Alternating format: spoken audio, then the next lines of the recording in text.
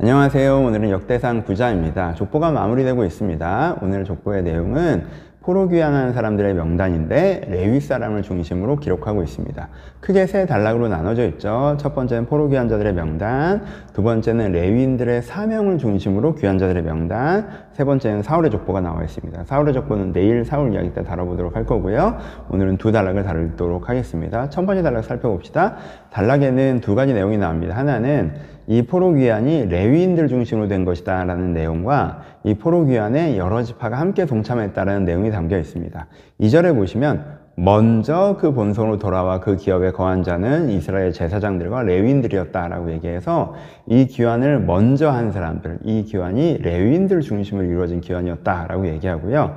거기에 동참한 사람들이 단지 유다 지파가 아니라 유다 지파, 베냐민 지파, 에브라임 지파, 므낫세 지파 다양한 지파들이 여기에 동참하였다라는 점을 이야기하고 있는 것이 첫 단락입니다.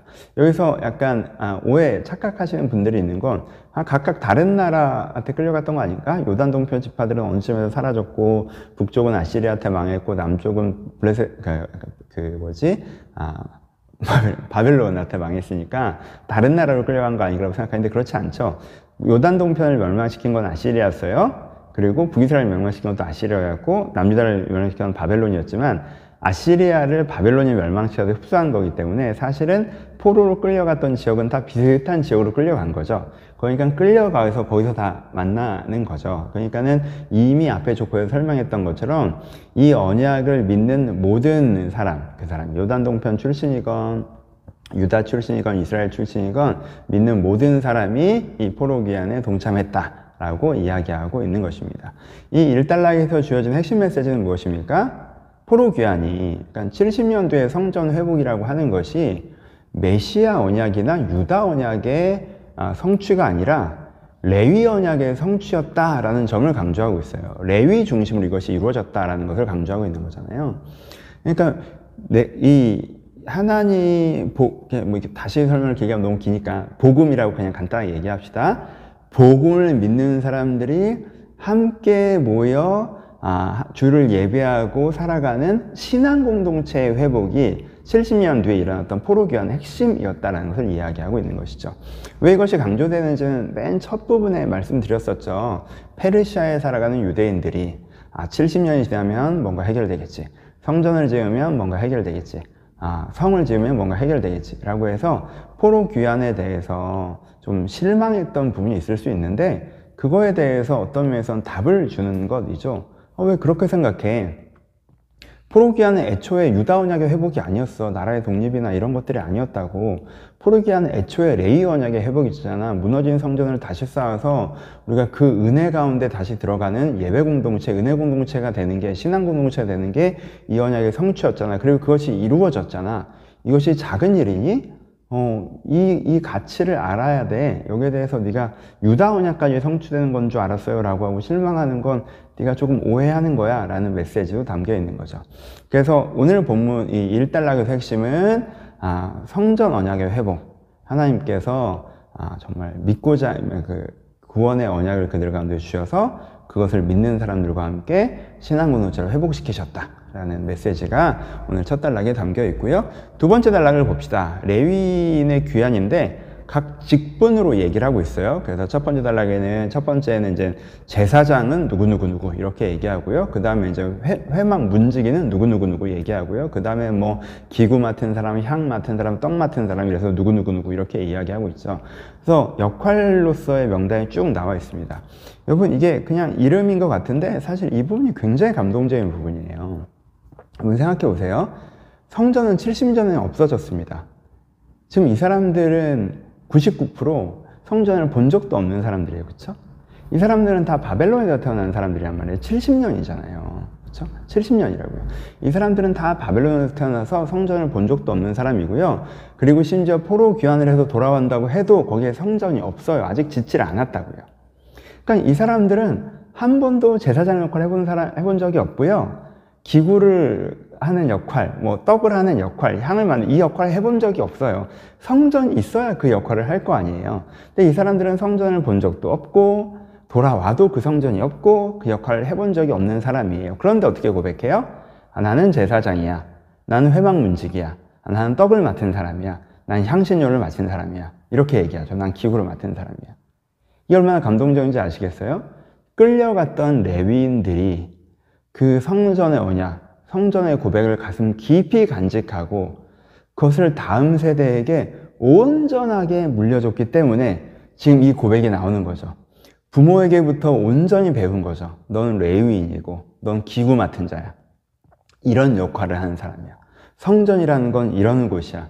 네가 이런 소명으로 거기에 동참할 거야. 이걸 그 자녀 세대에게 온전히 전해졌기 때문에 그들이 여전히 그 고백을 가지고 성전을 세우고 그 역할을 하겠다고 여기에 돌아오는 것이에요. 그러니까 여러분, 성전이 없었던 70년 동안 이들의 고백이 성전이 되었고 그 성전을 지켜낸 거예요. 그리고 그 다음에 돌아와서 그 성전을 다시 지은 거죠. 그러니까 이 자체가, 이들이 이렇게 하나하나 고백하는 것 자체가 사실 굉장히 감동적인 부분입니다. 이들이 뭘 보여줘요? 보이지 않아요. 눈에 보이지 않아요. 본 적도 없어요. 하지만 뭐예요? 믿음의 눈으로 보고, 그래서 그것이 결국에는 이루어지는 것을 경험하는 것을 보여주고 있죠. 그렇죠? 이 레위 사람들이 모두 성전을 본 적도 없지만 믿음의 눈으로 성전을 보며 자기 소명으로 동참할 때 결국 거기에 그 성전이 세워지고 그 예배가 드려지죠. 이 장면이에요. 그렇죠? 그러니까 페르시아 유대인들이 이 장면을 다시 한번 상기한다고 생각해 보세요. 그럼 두 가지가 있겠죠. 하나는 뭐냐면 우리가 갖고 있는 것이 가치. 뭐야, 아직 우리 페르시아 사람이잖아. 별거 없네가 아니라 우리가 갖고 있는 성전이라는 게 얼마나 소중한 것인가.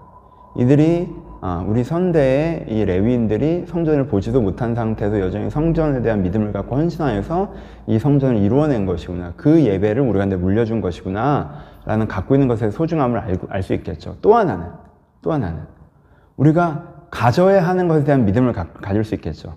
왜 페르시아에서 왜 우리는 이 모양이에요? 그냥 성전 있고 예배 공동체 있고 끝이에요. 이게 다예요가 아니라, 야, 그 사람들은 성전이 없을 때 성전을 믿고 믿음의 눈으로 보고 자기 역할에 헌신해서 성전 언약이 이루어진 것을 경험했어.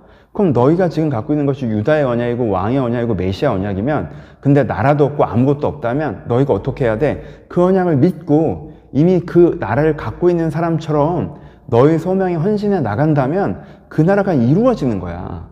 그러니까 지금 상황만 보면서 나는 상황이 이러네 저러네 하고 불평하고 불신하면 그것이 안 이루어지지만, 너희가 보이지 않는 것을 보는 자, 믿음의 눈으로 보고, 이 레위인들이 그랬던 것처럼, 레위인들이 한 번도 기구라는 걸 본 적이 없죠. 난 기구 맡은 자야라고 했던 것처럼, 네가 보여지는 것은 페르시아 제국 안에 있지만 내가 하나님 나라의 백성이라는 것, 하나님 나라의 군사로서 부름받았다는 걸 믿고 네 소명으로 동참한다면 메시아의 언약, 왕의 언약이 너희는 성취될 거야 라는 메시지까지 여기에 담겨져 있습니다. 그래서 이 부분이 어떤 의미에서는 굉장히 중요한, 어떤 의구심을 갖고 있었던 사람들에게 정답을 제시하는 귀중한 부분이라고 할 수 있습니다.